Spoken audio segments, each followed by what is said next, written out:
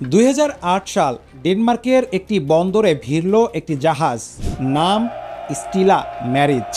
জাহাজটি এসেছে বাংলাদেশ থেকে, সেই বাংলাদেশ থেকে যেই দেশ সারা পৃথিবীকে শার্ট প্যান্ট বানিয়ে দেয়, সেই দেশটি এবার সমুদ্রের বুক চিরে ইউরোপে পাঠালো একটি সামুদ্রিক জাহাজ। ডেনমার্কের বন্দরে তখন অনেকে অবাক হয়েছিল, বাংলাদেশ জাহাজ বানায়? হ্যাঁ বানায়। এবং এখন মাত্র 1.5 দশকের মধ্যে সেই একই দেশ জাহাজ পাঠাচ্ছে তুরস্কে, যুক্তরাজ্যে, জার্মানিতে, সংযুক্ত আরব আমিরাতে। দেশের মাটিতে তৈরি হচ্ছে যুদ্ধ জাহাজ, টহল জাহাজ, কার্গো ভেসেল। খুলনা শিপইয়ার্ড একা 20টি প্রকল্পে কাজ করছে একই সময়ে। গল্পটা শুধু জাহাজের নয়, এটা বাংলাদেশের শিল্প রূপান্তরের গল্প, সমুদ্র থেকে উঠে আসা নতুন এক বাংলাদেশের গল্প। আজ আপনি জানবেন বাংলাদেশের জাহাজ শিল্পের সূচনা কোথায়, কিভাবে এই শিল্প গড়ে উঠল, এখন কোথায় দাঁড়িয়ে আছে এবং ভবিষ্যতে এটি কোথায় যেতে পারে। প্রথমে একটু বুঝে নেই বাংলাদেশের জাহাজ শিল্প আসলে কতটা বড়। বাংলাপিডিয়া এবং association of export oriented ship building industries of Bangladesh AEOSIB এর তথ্য অনুযায়ী বাংলাদেশ এখন প্রায় 200টি শিপইয়ার্ড আছে। এর মধ্যে 15টি আন্তর্জাতিক মানের সার্টিফিকেশন পেয়েছে। এই শিল্প খাত বার্ষিক প্রায় 15,000 কোটি টাকা দেশের অর্থনীতিতে যোগ করছে। এই শিপইয়ার্ডগুলো কোথায় আছে?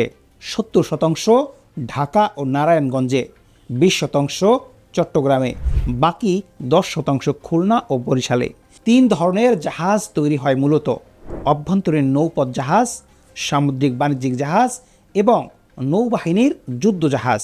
তবে রফতানি যারা করে তারা এখনও 2টি মাত্র কোম্পানি, আনন্দ শিপইয়ার্ড এবং শিল্প ওয়েস্টার্ন মেরিন শিপইয়ার্ড।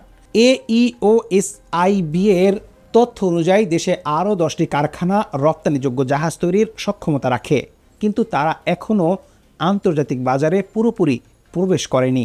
পৃথিবীর জাহাজ শিল্পের মানচিত্র দেখলে একটা জিনিস স্পষ্ট হয়, সব কিছু কেন্দ্রীভূত হয়ে আছে 3টি দেশে: চীন, দক্ষিণ কোরিয়া এবং জাপান। এই 3 দেশ মিলে বিশ্বের 90% জাহাজ তৈরি করে।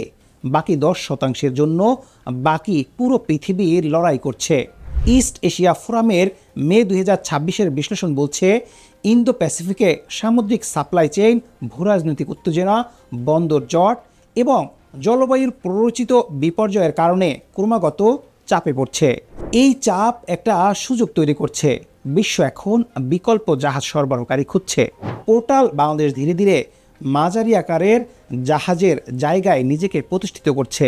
ঠিক সেই ধরনের জাহাজ যেগুলো আঞ্চলিক বাণিজ্য টিকিয়ে রাখে, কিন্তু পূর্ব এশিয়ার বড় শিপইয়ার্ডগুলো তৈরিতে আগ্রহী নয়। এর সাথে যোগ হয়েছে আরেকটি চাপ। বাংলাদেশ নভেম্বরে 2026-এ স্বল্প উন্নত দেশের তালিকা থেকে বের হয়ে যাবে, যা এর অগ্রাধিকারমূলক বাণিজ্য সুবিধা কমিয়ে দিবে। তাই পোশাকের বাইরে নতুন শিল্প গড়ে তোলাটা এখন শুধু সুযোগ নয়, এটা বাধ্যবাধকতা। এই শিল্পের পথ চলা শুরু হয়েছিল অনেক আগে।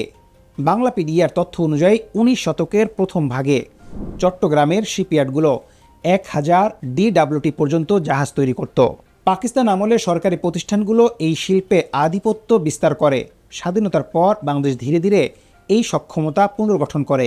আধুনিক যুগের সবচেয়ে বড় মোড় এলো 2008 সালে। ঢাকার আনন্দ শিপইয়ার্ড শিপ ওয়েস্ট 14 সেপ্টেম্বর 2008-এ ডেনমার্কে একটি কার্গো জাহাজ রপ্তানি করে বাংলাদেশকে জাহাজ রপ্তানিকারী দেশের নামের তালিকায় প্রথমবার নাম লেখায়। তারপর 2010 সালে চট্টগ্রামের ওয়েস্টার্ন মেরিন শিপইয়ার্ড জার্মানিতে সামুদ্রিক জাহাজ রপ্তানি করে। এরপর এলো ধাক্কা। বৈশ্বিক সংকটে ইউরোপীয় ক্রেতারা অর্ডার বাতিল করল। আনন্দ শিপইয়ার্ড একটি জার্মান কোম্পানির 10টি জাহাজের অর্ডার বাতিল হওয়ায় 600 কোটি টাকা লোকসান দিল। পুরো শিল্প প্রায় 1 দশক থমকে রইল, কিন্তু থামেনি। 2022 সালে আনন্দ শিপইয়ার্ড 6100 DWT এর একটি সামুদ্রিক হাই স্পিড মাল্টিপারপাস কন্টেইনার জাহাজ যুক্তরাজ্যের এনজিয়ান শিপিং কোম্পানির কাছে হস্তান্তর করে, যা তখন পর্যন্ত বাংলাদেশ থেকে রপ্তানি হওয়া সবচেয়ে বড় জাহাজ। এরপর 2025 সালের সেপ্টেম্বরে তুরস্ক নোপ্যাক শিপিং অ্যান্ড ট্রেডিং লিমিটেডের কাছে 5000 DWT এর একটি আধুনিক মাল্টিপারপাস ভেসেল হস্তান্তর করে। বেসরকারি শিপইয়ার্ডের পাশাপাশি রাষ্ট্রীয় শক্তির গল্পটাও কম চমকপ্রদ নয়। খুলনা শিপইয়ার্ড লিমিটেড প্রতিষ্ঠিত হয়েছিল 1957 সালে। 1999 সালে ঘাটতিতে থাকা এই প্রতিষ্ঠানটি বাংলাদেশ নৌবাহিনীর হাতে তুলে দেয় একাধিক জাহাজ। তখন অনেকে মনে করছিল লাভজনক হওয়া কঠিন। ধারণাটা ভুল প্রমাণিত হয়েছে। বিএসএস নিউজ এর ডিসেম্বর 2025-এর প্রতিবেদন অনুযায়ী খুলনা শিপইয়ার্ড এখন একসাথে 20টি জাহাজ নির্মাণ প্রকল্প বাস্তবায়ন করছে। ল্যান্ডিং ক্রাফট ট্যাঙ্ক এলসিটি থেকে শুরু করে বিভিন্ন সরকারি সংস্থার জন্য নানা ধরনের জাহাজ তৈরি করছে। খুলনা শিপইয়ার্ডের জেনারেল ম্যানেজার ডিজাইন ও production captain AFM Enamul Hasan বলেছেন, বাংলাদেশ এখন দেশেই আন্তর্জাতিক মানের মাঝারি যুদ্ধজাহাজ নির্মাণ করতে সক্ষম এবং বেশ কয়েকটি বড় জাহাজ ইতিমধ্যে নির্মাণ সম্পূর্ণ হয়েছে, যা আমদানি নির্ভরতা উল্লেখযোগ্যভাবে কমিয়ে দিয়েছে। KSY 2024-25 অর্থবছরে প্রায় 800 কোটি টাকা আয় করেছে। লোকসানি প্রতিষ্ঠান থেকে 800 কোটি টাকার আয়। এটাই বলে দেয় গল্পটা কতটা বদলে গেছে। যুদ্ধজাহাজের দিক থেকেও অগ্রগতি ঈর্ষণীয়। সম্প্রতি খুলনা শিপইয়ার্ড বাংলাদেশ নৌবাহিনীর জন্য 4টি যুদ্ধজাহাজ বিএনএস শাহেদ দৌলত, বিএনএস শাহেদ ফরিদ, বিএনএস শাহেদ মহিবুল্লাহ এবং বিএনএস শাহেদ আক্তার উদ্দিন নির্মাণ সম্পূর্ণ করেছে। এগুলো Padma class insure petrol vessel, সম্পূর্ণ দেশে তৈরি বাংলাদেশের নৌবাহিনীর জন্য। এখন প্রশ্ন হচ্ছে, সব ঠিকঠাক কি চলছে? উত্তরে না, বাধাগুলো কম নয়। ইস্ট এশিয়া ফোরাম স্পষ্ট বলেছে, রপ্তানি বাড়ানোর পথে বাধাগুলো এখনও উল্লেখযোগ্য। উচ্চমানের যন্ত্রাংশ এখনও আমদানি করতে হচ্ছে। দীর্ঘমেয়াদী প্রকল্প অর্থায়ন দুষ্প্রাপ্য এবং 2026 সালের জন্য নির্ধারিত $4 বিলিয়ন রপ্তানি লক্ষ্যমাত্রাকে ব্যাপকভাবে অবাস্তব হিসেবে মূল্যায়ন করা হচ্ছে।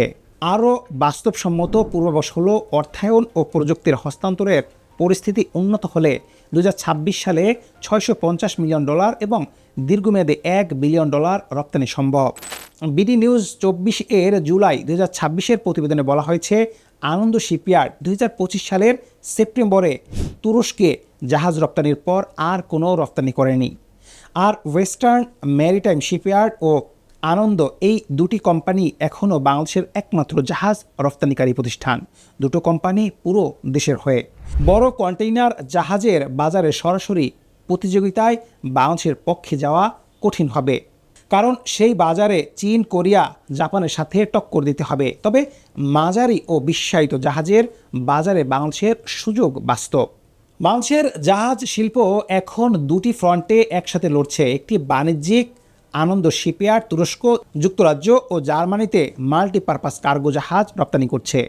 ওয়েস্টার্ন মেরিন শিপইয়ার্ড সংযুক্ত আরব আমিরাতে 8 জাহাজের চুক্তির আওতায় কার্গো ল্যান্ডিং ক্রাফট সরবরাহ করছে এবং 11টি দেশে মোট 36টি জাহাজের রপ্তানি করে $138 মিলিয়ন আয় করেছে। অন্যটি সামরিক। খুলনা শিপইয়ার্ড নৌবাহিনীর জন্য যুদ্ধজাহাজ তৈরি করছে। বাংলাদেশ নৌবাহিনীর পরিকল্পনা হলো ফোর্সেস গোল 2030 এর আওতায় 14 থেকে 16টি করভেট পরিচালনা করা এবং বাকি জাহাজগুলো খুলনা শিপইয়ার্ড এই নির্মাণ করা হবে। এর পাশাপাশি বাংলাদেশ শিপিং কর্পোরেশন BSC এর নৌবহরও সম্প্রসারিত হচ্ছে। ডেইলি স্টারের মে 2026-এর প্রতিবেদন অনুযায়ী BSC সম্প্রতি MV বাংলার প্রগতি নামে 199 মিটার দীর্ঘ ও 63,500 DWT ক্ষমতার একটি বাল্ক ক্যারিয়ার অধিগ্রহণ করেছে। এর ফলে 7 বছর পর BSC এর নৌবহর 5 থেকে 6টি জাহাজ উন্নীত হলো।